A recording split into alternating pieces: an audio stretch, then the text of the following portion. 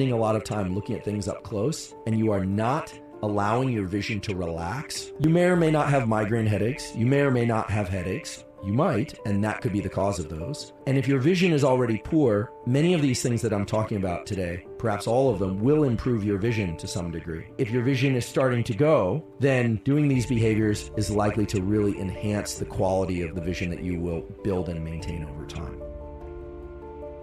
These days, we're spending a lot of time looking at things, mainly our phones up close and computers up close, and we are indoors. Now, there are a lot of recommendations out there right now. You should look up from your computer screen. It's actually not going to solve the problem just to look up from your computer screen.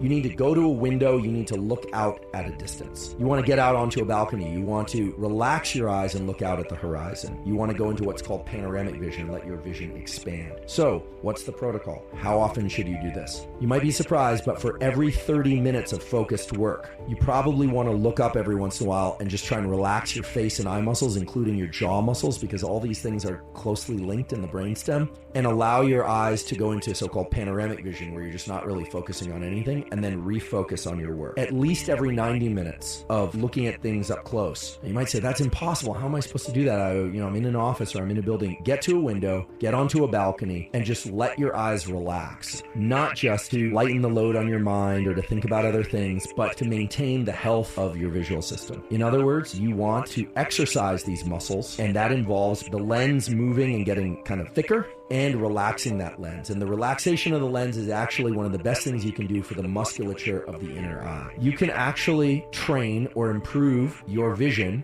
by looking at smooth pursuit stimuli as well as near far. So spending a few minutes, you might even just do this for 2 minutes of looking at something up close. That's going to activate these accommodation mechanisms, and then moving it at arm's length and focusing on it for 5-10 seconds, maybe more, maybe 15 or 20 seconds, then slowly moving it into a location and then out. Spend 2 to 3 minutes doing smooth pursuit. There's some programs on YouTube. You can just look up smooth pursuit stimulus. You could do this with a pen if you wanted. Someone else could hold a wand and you could do that if you've got someone that can do that for you. Practice accommodation for a few minutes, maybe every other day. Just bringing something in close. You'll feel the strain of your eyes doing that. I can feel it right now. Move it out. You'll feel a relaxation point. Move it past that relaxation point where you will have to do what's called a virgin side movement to maintain focus on that location as it moves out. Bring it back in. It's worth doing. It's really worth preserving your vision. And again, if you're a young person, this is great because then you can actually build an extra strong